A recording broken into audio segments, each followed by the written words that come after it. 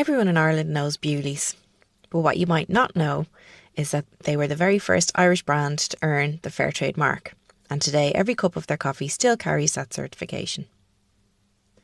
In this episode of the Irish Global Solidarity in 100 Objects podcast, we speak with Fátima Ismael, General Manager of the Sopexca Coffee Cooperative in Nicaragua, and with Cathal Murphy, Head of Innovation and Sustainability at Bewley's Irish Coffee and Tea Company. The conversation explores not only the story of Bewley's, but also the story of coffee cooperatives and why they are so important in the first place. Hearing the voice of Fátima is especially powerful, as she speaks about the impact that choosing Fairtrade has on small producers and their communities. Her story and the experience of Fairtrade on the ground was made possible thanks to the translation support of Howley and Kieran Durnien, an independent consultant for Fairtrade International with more than 2 decades of experience in Latin America. The Fairtrade and Bewley story was included as an object in the Irish Global Solidarity in 100 Objects exhibition, which this episode was inspired by. As an essential part of the Teacher's Toolkit, Fairtrade stories are part of an everyday journey that many young people go on to explore issues like fairness, justice and communities, both near and far.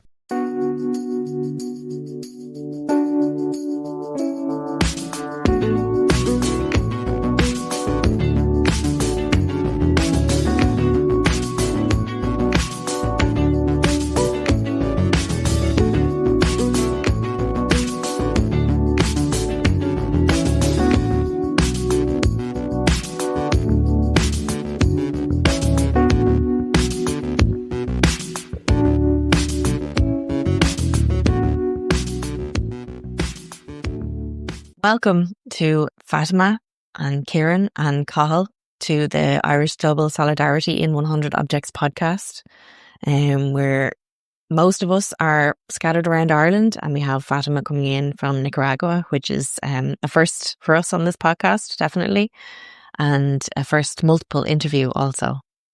So to Fátima, in the previous interview with the fellow Irish woman, Sinead Burke, you mentioned your love for a simple and a quiet life.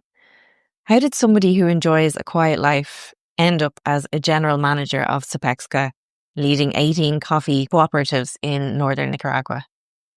La verdad que mi historia, ¿verdad?, viene de muchos años, donde participé en la Cruzada Nacional de Alfabetización siendo casi una niña, ¿verdad?, que fue una de las causas más grandes que se tuvo en la historia de Nicaragua. Well, the truth is my story goes back many years when I participated in the National Literacy Crusade as a little child. It was one of the greatest campaigns in the history of Nicaragua.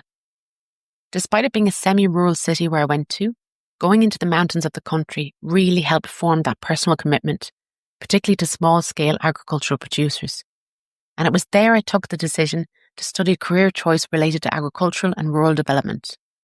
And I opted to struggle against and break those family or social barriers as well. Barriers for women. For many years, we as women were completely discriminated against in terms of access to this type of university programme. I think that is how I came to make my personal decision to commit my work to the cause of small-scale agricultural producers.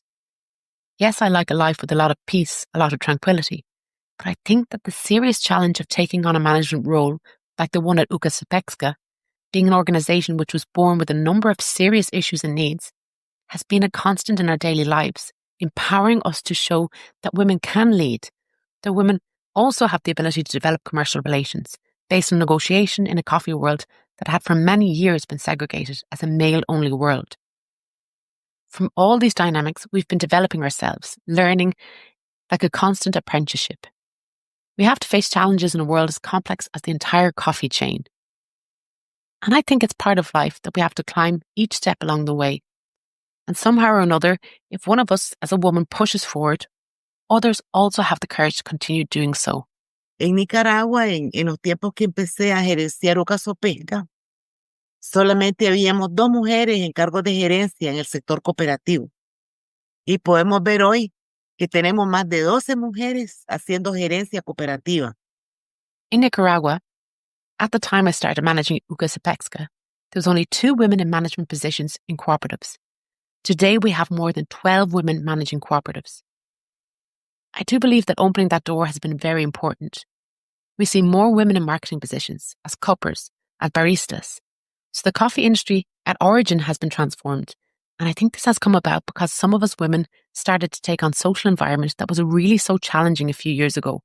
However, I also believe that we can have peace at work when we also have fair trade with us. This gives us a moral, stable support.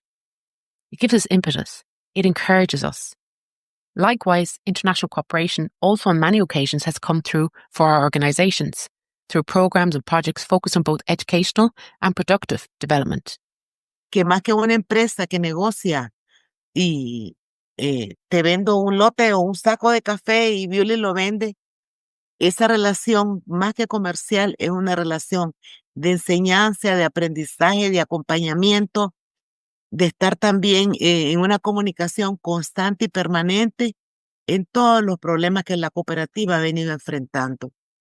Another essential element is the commercial relations that we have managed to develop with companies such as Bewley's, which is more than just a company that negotiates, I'll sell you a container or a bag or coffee, and Bewley sells it. This relationship is more than commercial. It's a relationship about teaching, learning, accompanying, about being in constant and permanent communication about all the problems that the cooperative has been facing. In other words, when you build a circle or link that allows us as women to have the support of socially responsible companies of fair trade, which is in essence an integral system that not only looks at price, the differential or social premium, but goes beyond a mere scheme and allows us to integrate all the objectives of sustainable development into our people, in our families. So this gives great support to cooperative organisations throughout the world. We meet with all kinds of stakeholders in the fair trade system: buyers, roasters, certifiers. These are the folks with whom we are together in the highs and the lows, seeking to negotiate where each of us as a link in the chain can achieve mutual sustainability. I love that idea that Fátima has mentioned of, breaking of boundaries. I mean, we hear phrases like breaking of the glass ceiling, but that idea of breaking of boundaries I find really interesting, and hearing that women are like at the top level as well as all the different levels. It's fascinating. It's really interesting for me to hear that. And you mentioned Fairtrade and Bewley's and being there through the good and the bad.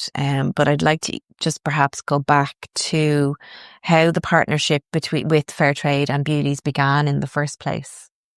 La relación con Bewley la empezamos, ¿verdad?, en un tiempo muy difíciles de la caficultura con precios extremadamente bajos. The relationship with Bewley started at a really difficult time for the coffee industry with very low prices.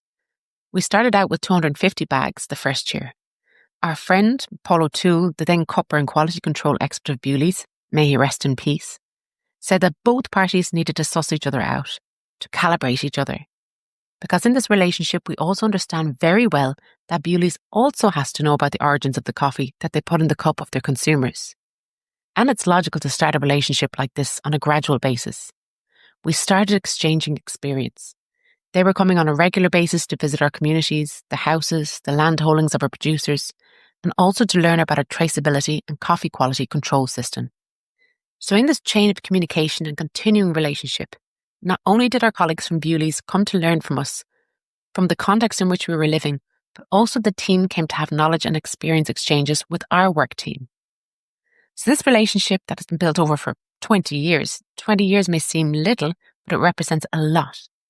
It's almost a lifetime together that we started in 2005, 2006 harvest cycle with a volume of 250 bags of coffee. Over the course of these 20 years, we've exported 50,311 bags of coffees to Bewley's.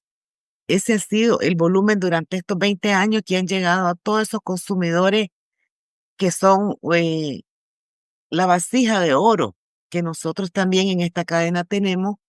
¿Y por qué decimos vasija de oro?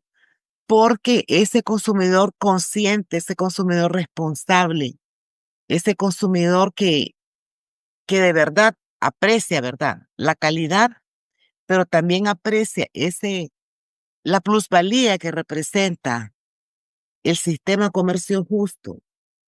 This has been the volume over all these years that has reached all these consumers who are the golden egg we also have in this chain. We say golden egg because the conscious consumer, the responsible consumer, that consumer who truly appreciates quality but also appreciates the added value that the fair trade system and responsible companies like Bewley's represent for the country of origin.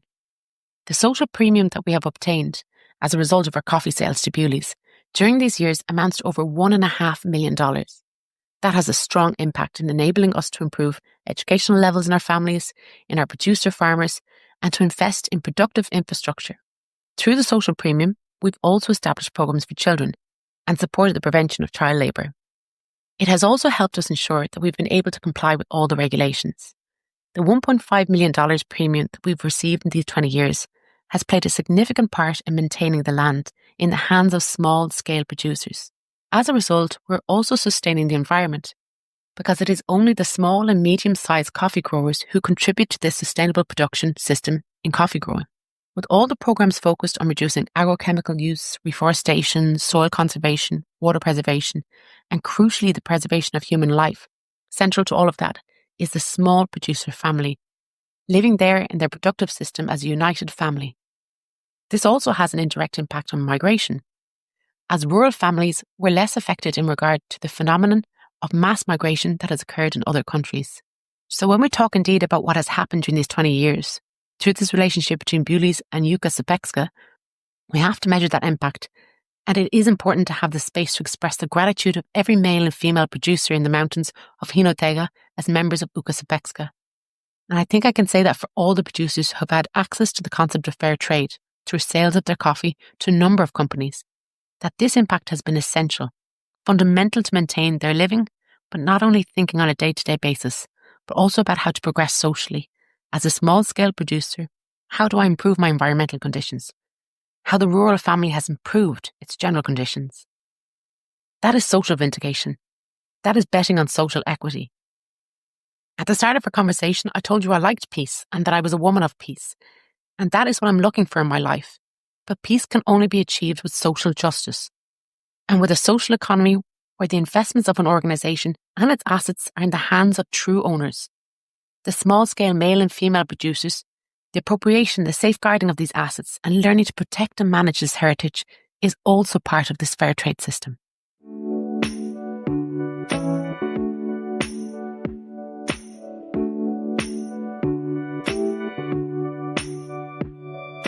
The thing that's in my head right now is, thinking about people sitting in Bewley's Cafe on Grafton Street in Dublin and that whether they even have an idea in their head that they would have an impact on migration in Nicaragua, for example, just by drinking Bewley's coffee, Sí, porque creo que, digamos, la estabilidad de nuestros países, ¿verdad? La estabilidad productiva, la estabilidad económica, es lo que nos puede ayudar. Yes, as I believe the stability of our countries, the productive stability, the economic stability, is what can help us to keep our livelihood stable and our consumers who are not limited by the impact of a price of 50 cents or €1 more for a bag of coffee, a coffee with the fair trade mark. They must know that they are making such a resounding impact in our communities in terms of food security. A population that's not hungry is a population not inclined to up and leave. A family that has food, that knows there is work, that it has a secure and stable market, that also has a better price, that also has an organisation to support it 365 days a year, as with the cooperative sector, in stark contrast to other companies that buy coffee for 2 or 3 months of the year and then they disappear. The cooperative is alongside its members 365 days a year, and that is another significant value for the sustainable stability of rural communities. It's also important to appreciate a company like Bewley's does not only interact with its customer, its suppliers, its producers when buying and selling coffee. Bewley's goes beyond that. Bewley's has also been instrumental in obtaining resources to help us deal with difficult circumstances that have arisen, such as the COVID pandemic. Bewley's has also contributed to programs aimed at improving market knowledge, and this process of getting to know each other, of exchange of ideas and knowledge, of communication, all these programs that also allow us to improve our conditions. And as consumers, we must also be loyal. We all have a great power at our disposal, our consumption. At the end of the day, we're all consumers, so we must develop this awareness. As consumers, we must know, just as producers pick coffee cherry by cherry to make up a bag of coffee, so we as consumers if we analyse each product that reaches our table and that we enjoy with our family and friends and even at parties, we can bring about great changes in the world. It's one thing in our work we do try to encourage people to ask those questions when they're buying their coffee or when they're in the supermarket, whether they're in Bewley's or, wherever they're buying it, to ask the question, is the coffee fair trade? And sometimes people know exactly. And sometimes people are like, what? What does that mean? But even just having those conversations is so important. And exactly what Fatima is talking about illustrates just how important it is. Sí, yo creo que el desarrollar campañas de sensibilización hacia los consumidores, ¿verdad? Es algo.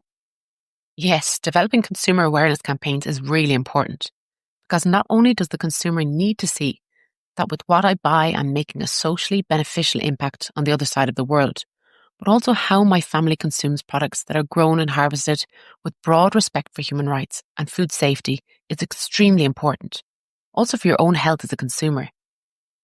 In addition to guaranteeing you as a consumer that you're getting a clean product in terms of the production system, it is also very clean because it comes from families of small producers. So as consumers, we're also truly taking ownership of this collective consciousness, but also individual consciousness. It is not only for a common cause, but because yes, we do want to support fair trade, but also because I want to feel safe about what I'm putting in my body. It is also about how we, as producers, industry, fair trade, national initiatives develop more assertive communication that serves to convince a consumer in any country in Europe who has little or no idea of what's going into cultivating and producing coffee. We also work with many female producers, and every year in March or April, one of them undertake a trip to the United Kingdom to talk about her experience as a coffee producer in schools and universities. In other words, we also promote this exchange of producers in events of importance where our voice is represented and where we also have our productive space as a cooperative, as producers, where we can explain what we are, what we do, what our impact on life has been. Because that also creates a synergy between all of us. And it is also really important to search out mechanisms along the lines of these new technological options that allow us to reach more people with fewer resources. Estos espacios que pueden ser bastante importantes para poder llegar a esos corazones, porque muchas veces no es que un consumidor no tenga conciencia social, sino que no le ha llegado aún toda esa información que requiere para poderse comprometer y ser un consumidor leal del comercio justo. It's not just about investing in mutual visits, but also how we promote greater communication at the level of social networks, technological advances. These avenues can be quite important as we seek to reach those hearts, because often it is not that a consumer does not have a social conscience, but he or she, they haven't received all the information needed to be able to commit and be a loyal consumer of fair trade. Well, my immediate response, and Carl, I'm going to bring you in now in a second, but my immediate response is that I have 2 children and they insist that our coffee, our bananas and our chocolate all have to be fair trade. Otherwise, there's big trouble in our house. So, if kids of primary school age can get it, then the adults need to follow suit. Y yo creo que una parte esencial, digamos, es cómo nosotros a nuestros nietos, a nuestros hijos también los vamos educando, ¿verdad? Yes, I believe it's essential that we educate our children and grandchildren this way through our behaviour as consumers.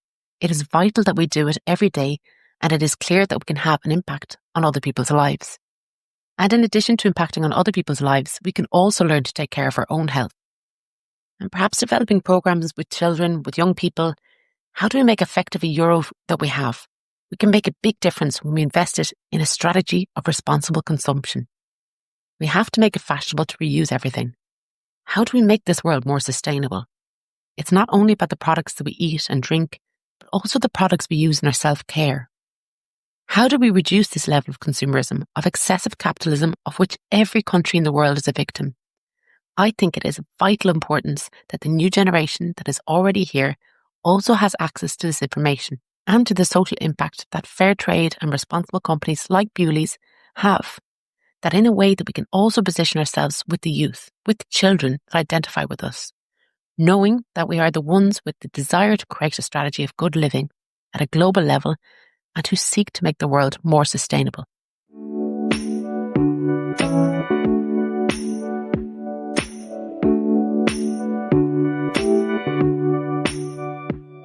On that note, Cathal, I'm going to bring you in here on behalf, to bring the perspective of Bewley's. So we've had incredible stuff from Fátima there.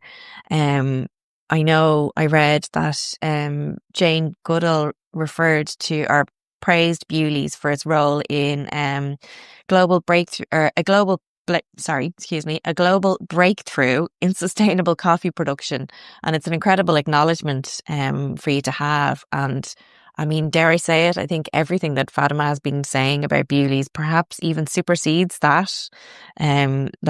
Just the so hands-on and focused on the well-being of the communities that they work with. It's incredible to hear.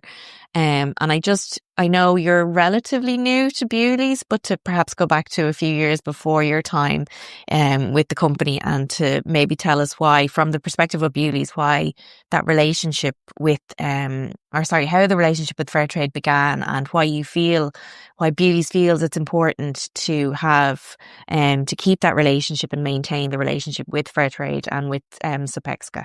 I suppose maybe, this is the big question for us really.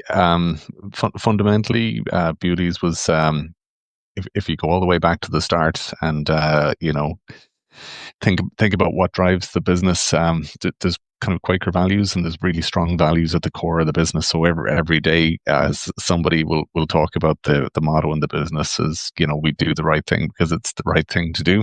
Now, that's since progressed but it makes decision making and simplified in the business. So when there's a better way of sourcing coffee, and back in 1996 when Bewley's first got on board with Fairtrade, this was a better way of sourcing coffee. It was a fairer way. It was a more equitable way of sourcing coffee. That just seemed like the natural thing to do. I don't think anybody knew what the future would look like at that point.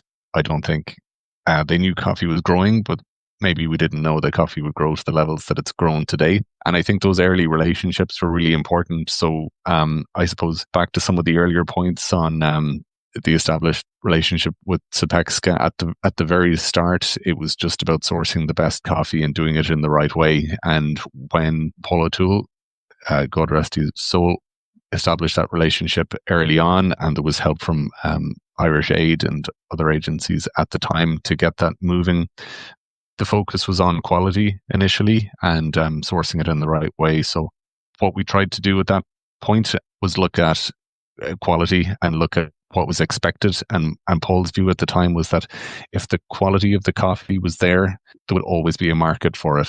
So I think that was the starting point. I think everybody kind of understood, what quality the market needed, and that was incentivized by paying a little bit extra on top. So I think at the time it was 5 cents, this quality premium on top of the Fairtrade premium, just to guarantee that quality. So, and that's been maintained ever since. So I think over time, and I think that's the difference here with Fairtrade, over time, that's allowed us to build on top of, the minimum standard and build the programs, build those relationships and continue to grow over time, look at new markets for that coffee, and just we always know the quality is there and we can always stand over the fact that it's ethically sourced and it looks after communities, and we know we're protecting the environment and we know we're protecting coffee sourcing into the future as well.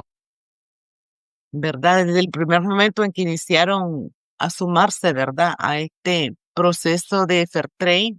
I knew it would be something for them from the first moment Bewley's looked at the Fairtrade process. Because one of the essential strategies of Fairtrade, after some negative experiences in the 1980s, the system projected itself as a system for the future without fully embracing the importance of quality products. And the Fairtrade system suffered some negative publicity due to the poor quality of the coffee or the bananas and other products that arrived to the market. However, as a result of this learning process, all organisations within the Fairtrade system were continually seeking to improve on a daily basis their quality and food safety processes. I think that the Fairtrade strategy of Bewley's has also supported us to adapt to these new processes, because life is about change, isn't it? And now we're facing a series of new challenges. 2023 to 24 was a very key period for us in terms of investment to prepare ourselves for the new EU regulations, which has to do with project traceability, food safety, and geo-referencing. We can confirm today that although there is an extension for this law to come into effect, the coffee that we will export to Bewley's from Sepexka in this harvest cycle will already be in compliance with the EU DOR regulations. So in the same way that Bewley's, through their commitment to fair trade, have given us as producers a lot of support, we also feel a moral obligation to deliver a high-quality, safe product that complies with all the norms we are required to satisfy on both our parts. This is official news as of today. All the coffee to be sent in those 12 containers, over 3,000 bags of coffee that are going to be shipped, all the traceability fully complying with EU DOR.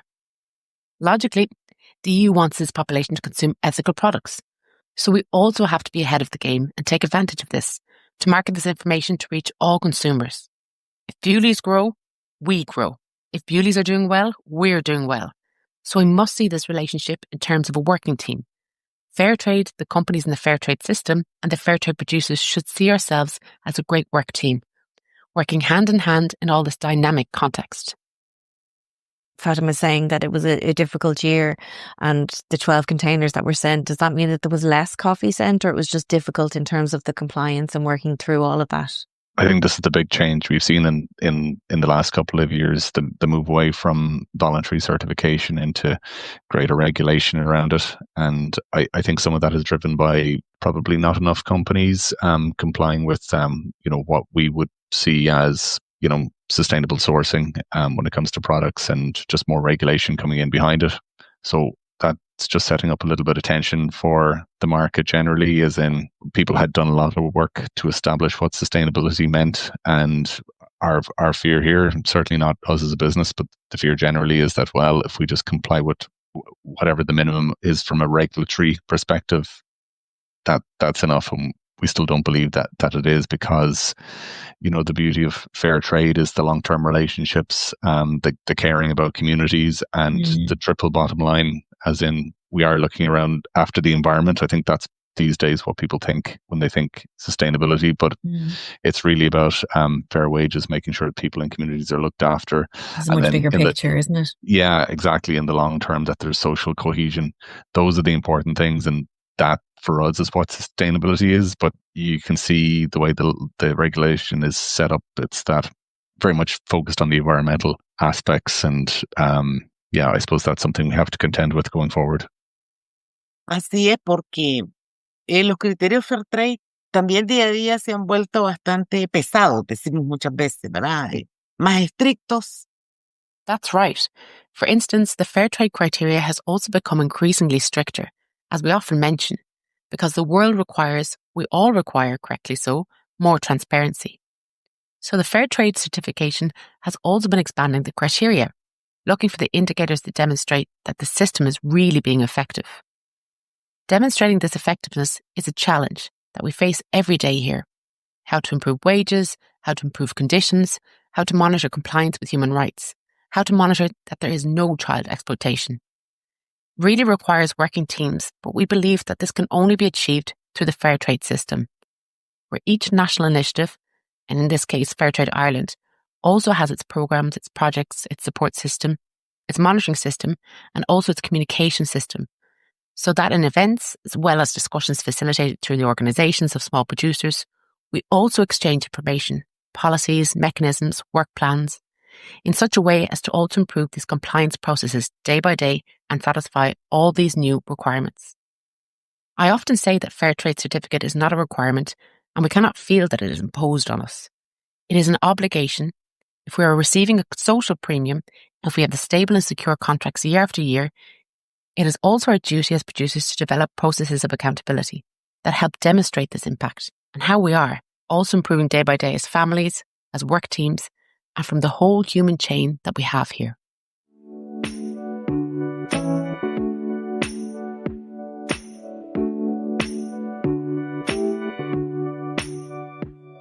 Can I go back to Sepexka for a moment, and to Fatima, as general manager, obviously, of Sopexca, you would interact with so many different people, and have such a strong community around you, and your priority seems to be around building that community, which is fantastic.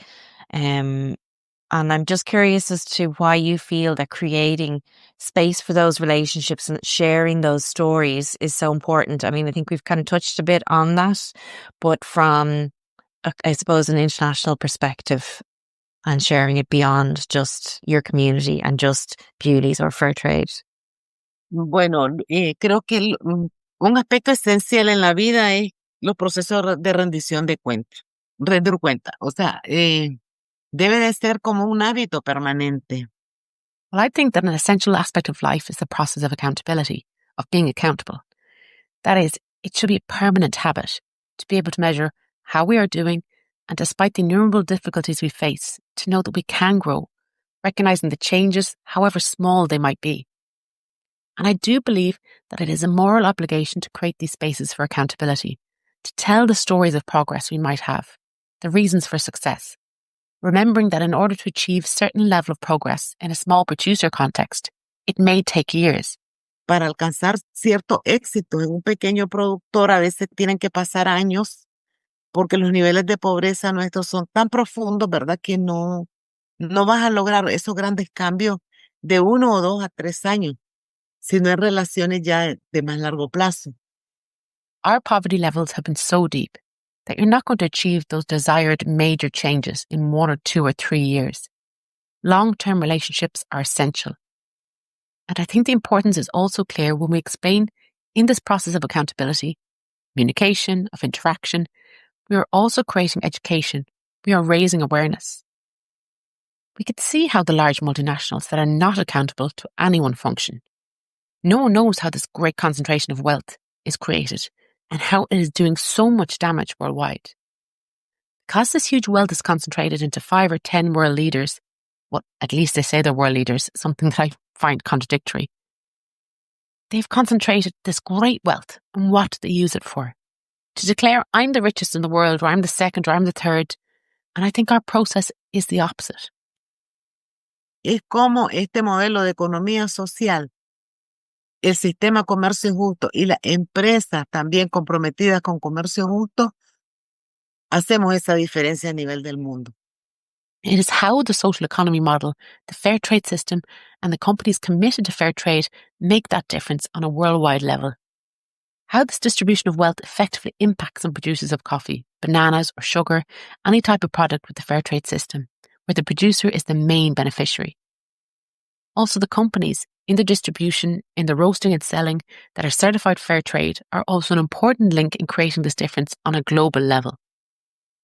And I think hearing those stories and making sure that those stories travel is such an antidote to use Fatima's phrase, hypercapitalism that we see at the minute.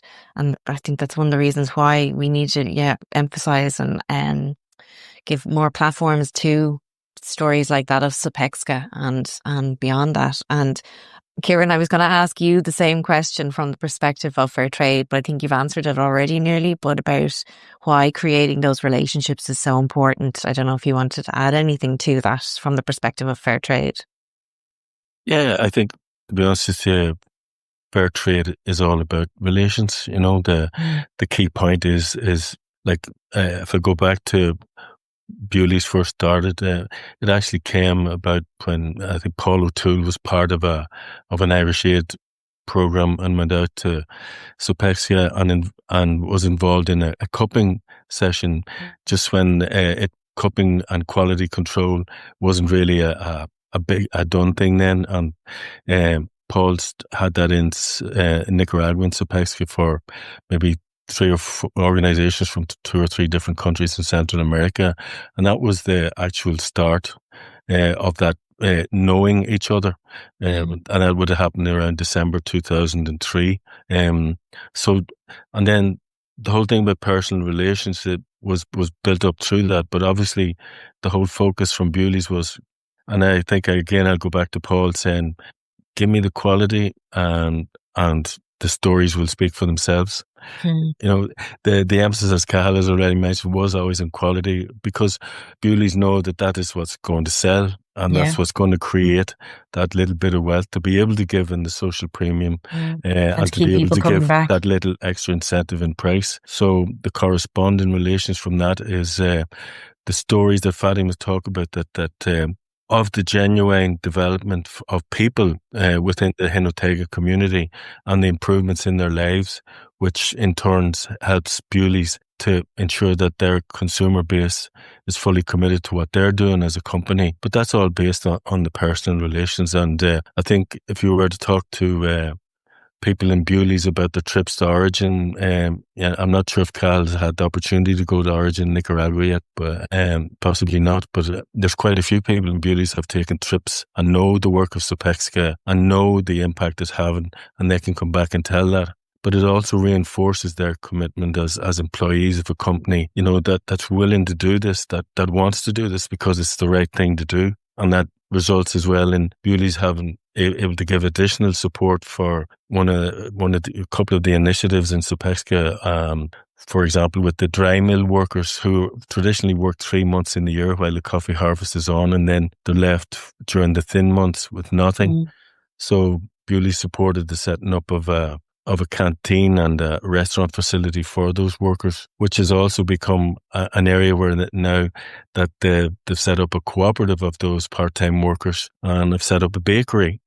So they're now working more on a full year-long basis, you know. Yeah. So those kind of things come from the building up of relationships and the understanding of contexts. And I think, you know, both from a Bewley's and a Supexca point of view, it's been a really, really productive and sustainable relationship. Yeah, absolutely. And you know, it's so much more than, I mean, people might assume because it's fair trade and because it's coffee or whatever the product is. I know it's not just coffee, but we're talking about coffee, and it's so much more than just like a business model or making sure that people are paid. I mean, yes, those are fundamental elements and hugely important. But hearing all of these stories, it just reinforces the benefits of, like you say, paying that extra bit for your coffee, whatever it might be, you know.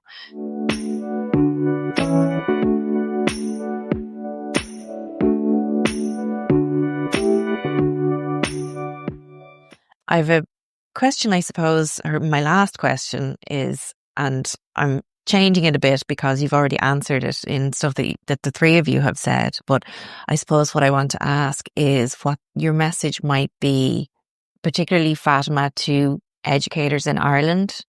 I'm deliberately saying educators because we come from an education background. We work with educators in all senses. And I suppose particularly to Fátima, I'm asking for Irish educators. And Kieran and Cathal, I'm asking you the same thing. What would your message be around these issues and around the coffee itself?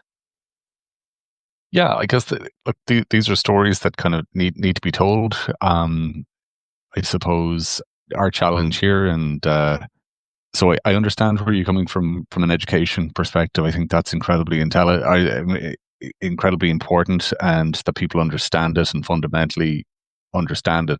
I also think that maybe a little bit beyond the education sector, I think it's a coffee and we're competing in the marketplace. I think people are willing to pay a premium. I think you need to be in there challenging from a marketing perspective, make it appealing, make sustainability desirable, make that choice something that you consciously want. And I think you have to be in the mix when it comes to clever, creative, challenging people's assumptions about what's in their hand. Like our motivation for our campaign with Fairtrade last year was to be a little bit provocative. So we asked a question around, well, Steve's latte doesn't pay farmers fair wages, and that drives a conversation. It's a graphic. It's advertising that'll stop you, and you'll be asking a question. So I think that's the piece for me, that it's the marketability of Fairtrade, and we have to play that. We have to play in that space, and we have to compete, and we have to be clever. I think it's brilliant that people understand it and they understand the benefits, but also to compete, I think we need to play in that advertising space. And I think it's easier than ever to reach consumers if your content is good enough. That's how people do it. So I just think there's opportunities there around the messaging, and that we can always get better at it. And look, the more aware people are of the sustainability and their choices, the more we hope they pick up Fairtrade bananas, chocolate, and hopefully Bewley's coffee. Bueno, yo creo que el rol del educador, del maestro, de la maestra, que decimos nosotros, creo que la profesión más sagrada, ¿verdad? De la historia a nivel del mundo. The role of the educator, of the master or miss, as we say, is, I believe, the most sacred profession that exists in the history of the world. Because a good educator also educates us for life, educating us not only in mathematics, chemistry, science, geography, but also in education for life. An educator must look for information mechanisms so that information gained can be passed on to his or her group of students with a focus on integral education for life.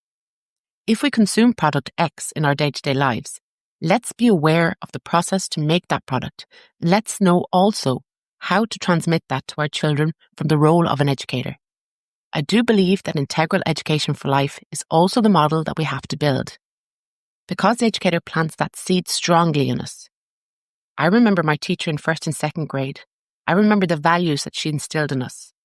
That is, in addition to the parents, the educator forms such an essential part of human life for the challenges and all the behaviour as human beings that we're going to face once we're adults, fulfilling a role in life.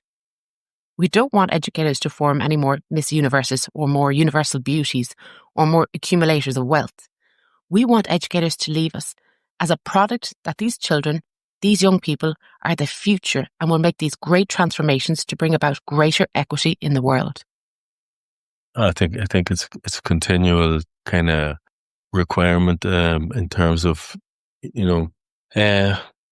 because if we grow up if we grow up thinking that the world can be a bit more equal, if we're aware of, first of all, inequalities, but there are also ways of trying to reduce that inequalities, then like the role of education is primeval. It's really essential. And I think it's very difficult, if you're constantly, going along different lines towards what's really essential for, a shared life. I think the role of the educator is to try and make sure that all our kids are raised with knowledge of how can we share this planet in a more equal way, so that there will be future generations, and I think that is key in education now. The whole thing about the global warming and what it means for future generations, and how we can try and make sure that scenario doesn't come to its full unfortunate fruition. Education is key in all that, and the kind of stories that Fátima can talk about, the kind of focus that Bewley's bring to their business.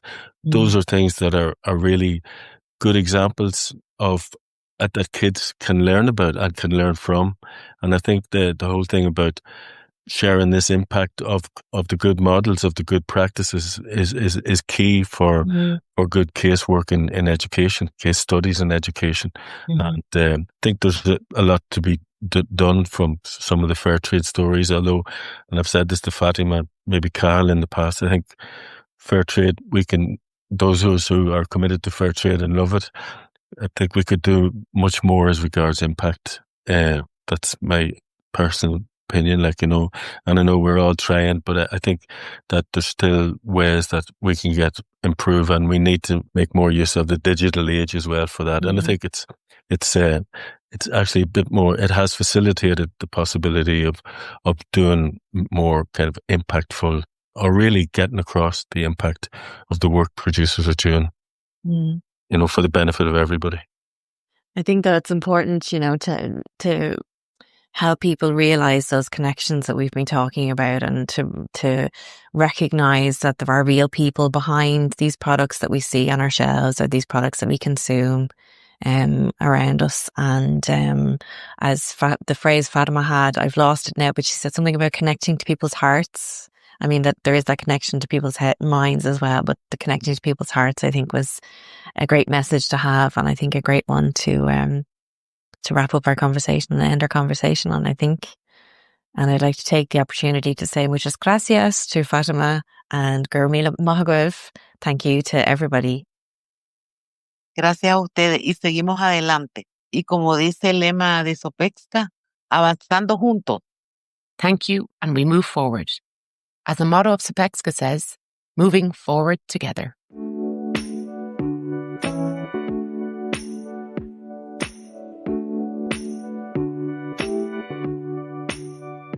This podcast is brought to you by developmenteducation.ie, run by AidLink, Concern Worldwide, the Irish Development Education Association, the National Youth Council of Ireland, Self-Help Africa, Trogra, and 80/20 Educating and Acting for a Better World, with support from Irish Aid. This podcast is hosted by me, Ciara Regan, produced by Tony Daly and Catherine Howley. Our theme music is by Jump Lead. We'll see you the next episode.